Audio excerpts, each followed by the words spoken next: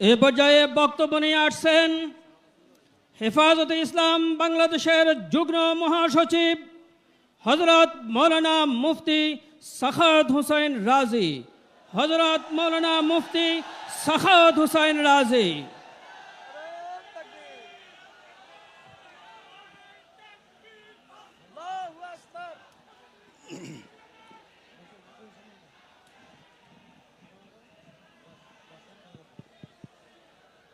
نحمده ونصلي على رسوله الكريم أما بعد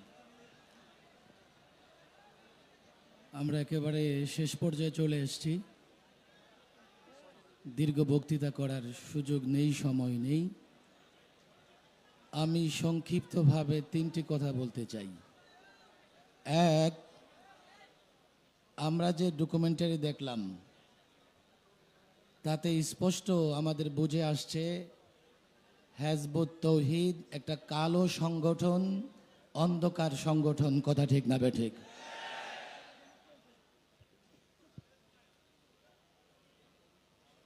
এই মঞ্চ থেকে দাবি করা হয়েছে, আমরাও চাই এই সংগঠন নিষিদ্ধ হোক। কথা ঠিক না বেঠিক?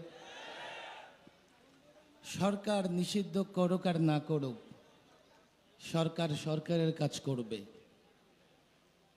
কিন্তু এই ভূখণ্ড যেহেতু আমাদের, আমরা এই ভূখণ্ড পেয়েছি লড়াই করে, সংগ্রাম করে। সুতরাং আমাদের একটা সিদ্ধান্ত আছে, আছে না নাই? আপনাদের দাবি, মঞ্চ থেকে দাবি, হিজবুত তৌহিদ নিষিদ্ধ হোক। আমি মনে করি জনতার আদালতে আজকে সিদ্ধান্ত হয়ে যাক, আজ থেকে হিজবুত তৌহিদ নিষিদ্ধ। এক বক্তা বলেছেন নোয়াখালীতে তাদের কার্যক্রম নিষিদ্ধ থাকবে।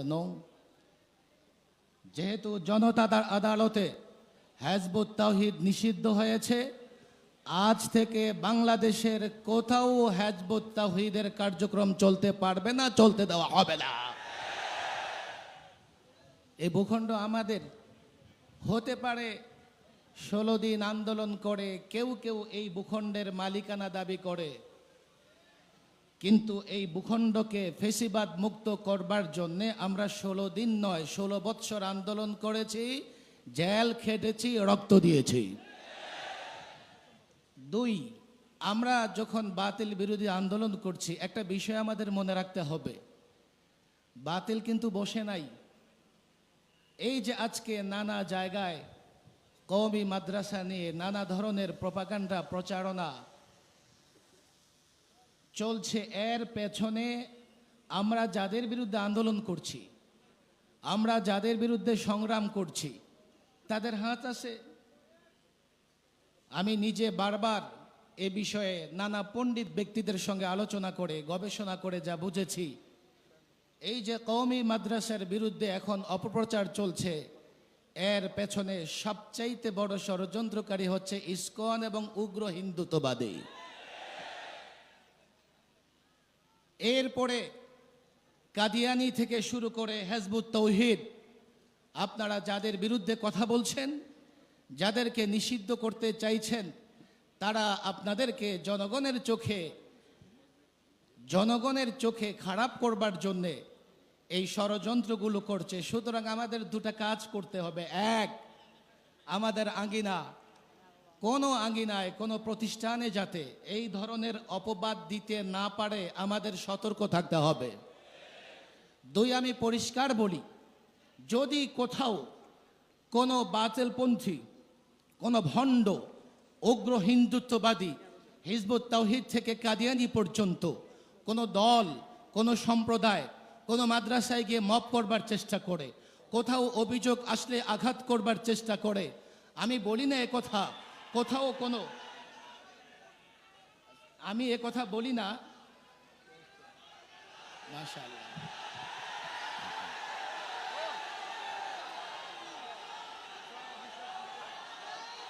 আমাদের শাইখে চরমনাই হযরত মাওলানা ফয়জুল করিম সাহেব এসেছেন, আমরা তাকে স্বাগত জানাই। বলি নারায়ে তাকবীর। আমার সাথে স্লোগান ধরেন, বলেন নারায়ে তাকবীর। যার যত শক্তি আছে যার যত শক্তি আছে পুরুষ শক্তিটা গলায় নিয়ে এসে চিৎকার করে তাকবীর দেই, নারে তাকবীর, নারে তাকবীর।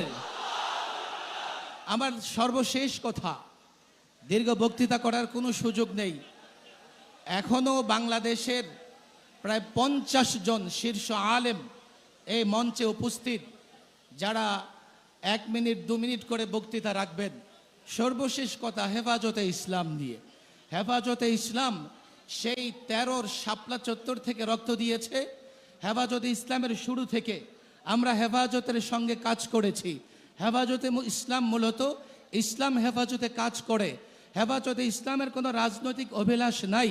বাংলাদেশের সরকারি দল হোক, বিরোধী দল হোক, কোনো ভণ্ড ফেরকা হোক, যে যেখান থেকে ইসলামের মূলে কোঠারাঘাত করবার চেষ্টা করেছে, হেফাজতে ইসলাম রুখে দাঁড়িয়েছে।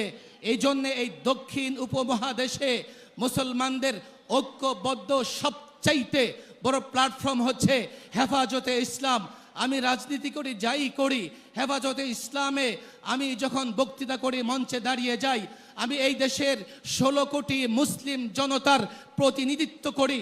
আজকের এই মঞ্চ থেকে দীর্ঘদিন পরে যেহেতু হেফাজতে ইসলামের তত্ত্বাবধানে লাখো তাওহীদি জনতার জমায়েতে এই বিশাল মহাসমাবেশ অনুষ্ঠিত হতে যাচ্ছে, নোয়াখালী, ফেনী, লক্ষ্মীপুর, কুমিল্লার ওলামায়ে কেরাম, ছাত্র জনতা, তাওহীদি জনতা, মুসল্লিবৃন্দ, সবার কাছে আমার একটাই আহ্বান, হেফাজতে ইসলাম শেষ হয়ে যায় নাই। যতদিন মাদারেসে কওমিয়ার ছাত্র শিক্ষক একজন জীবিত থাকবে, হেফাজতে ইসলাম থাকবে। অতীতে যেভাবে হেফাজতে ইসলাম মানুষের ঈমান হেফাজত করবার জন্যে, ইসলাম হেফাজত করবার জন্যে, এই ভূখণ্ড মুক্ত রাখবার জন্যে আন্দোলন করেছে, ভবিষ্যতেও যদি আন্দোলনের ডাক দেয় হেফাজতের নেতৃত্বে, শাহ মুহিবুল্লাহ বাবু নগরীর নেতৃত্বে কারা কারা রাজপথে নেমে আসতে প্রস্তুত আছে আমি দেখতে চাই।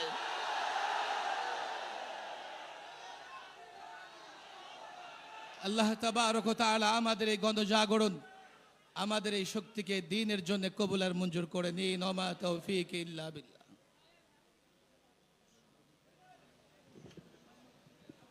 সংগ্রামী তাওহীদি জনতা,